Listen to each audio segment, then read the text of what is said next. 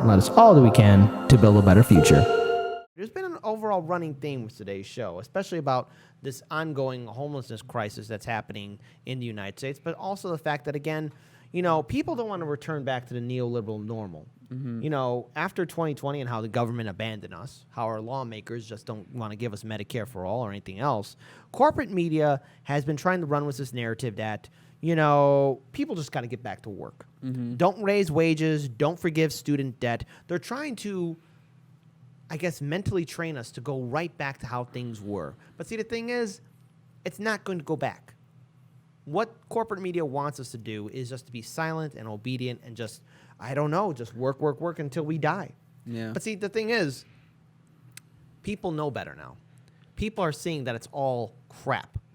Let's pull up this first video from Case Study QB where we're hearing from the CEO of Home Depot. That's right, him.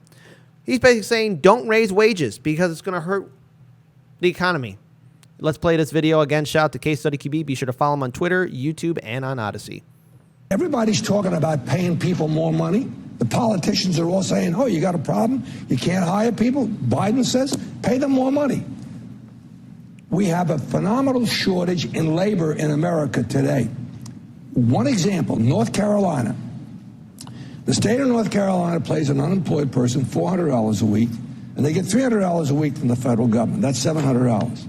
In North Carolina, to qualify to get that money, all you have to do is to say you've gone someplace for an interview, not a job.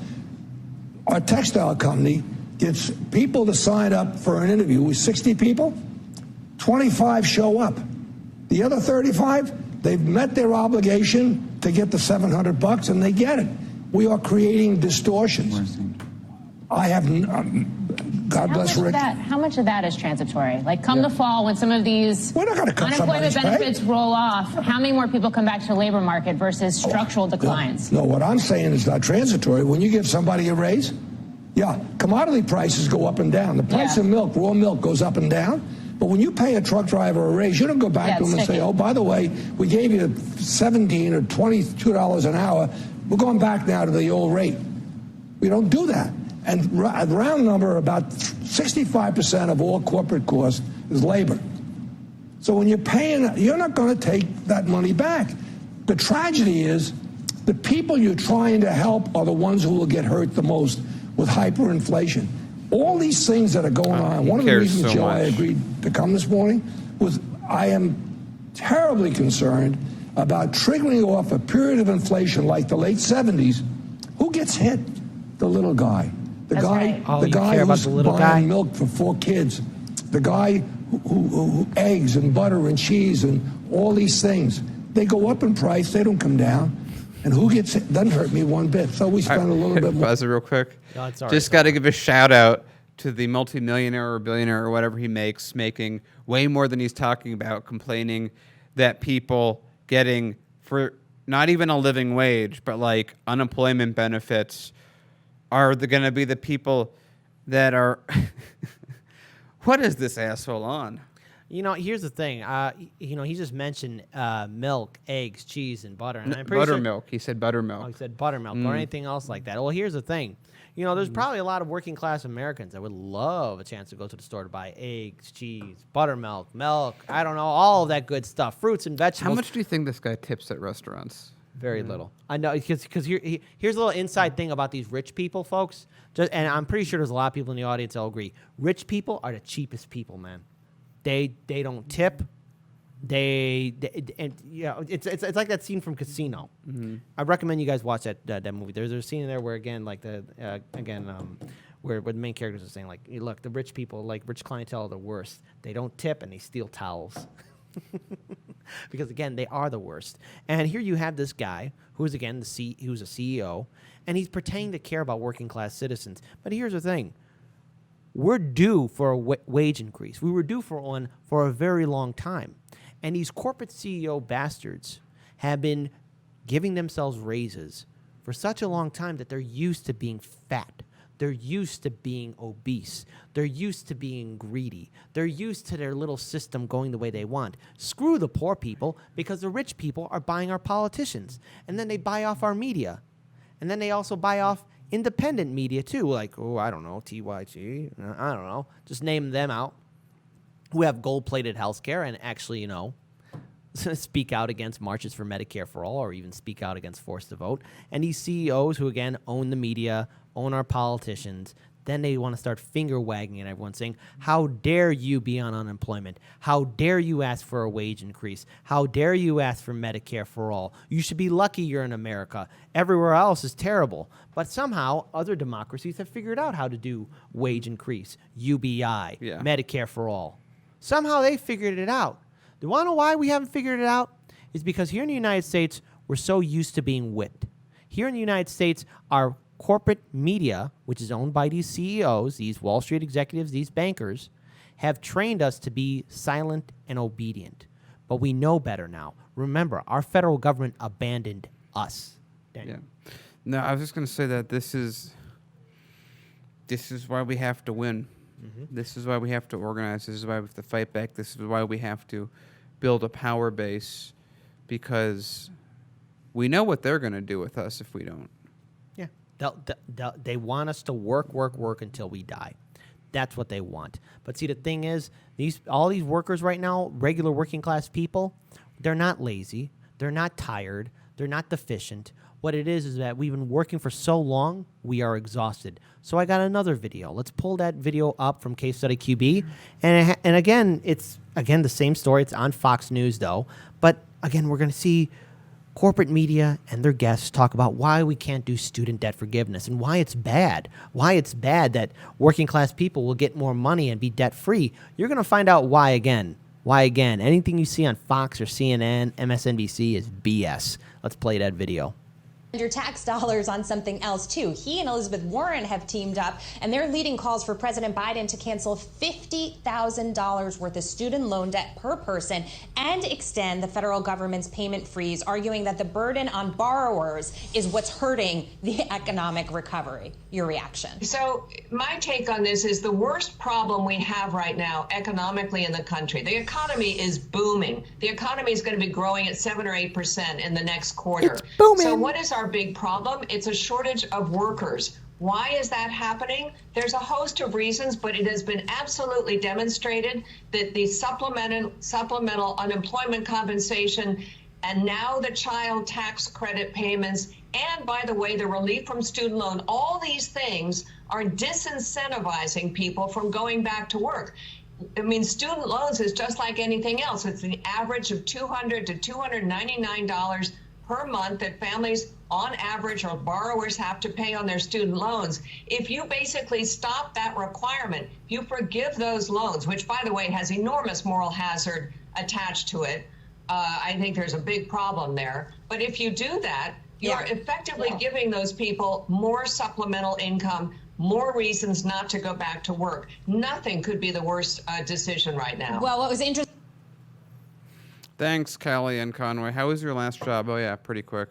So, again, here you have corporate media saying you can't have student debt forgiveness. You can't have Medicare for all. You can't have a wage increase because then people will have more money and they won't go back to work. Which is a sentence that doesn't make sense because they're also defending billionaires who, if I'm not mistaken, have a lot of money.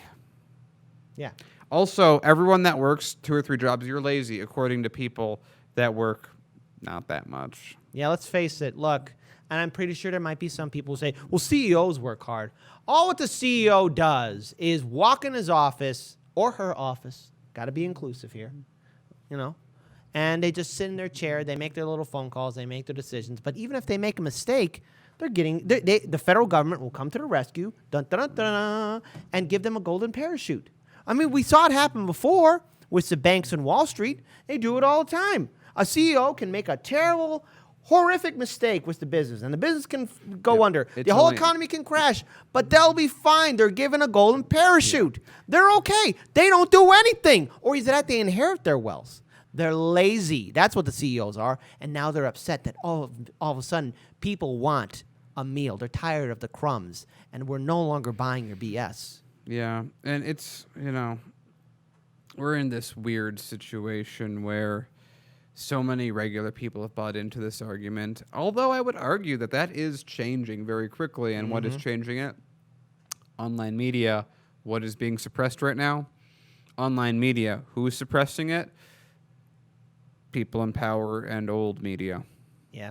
And you want to know who's not really talking too much about how, again, our political leaders, even our progressive lawmakers, our progressive lawmakers aren't even fighting for us.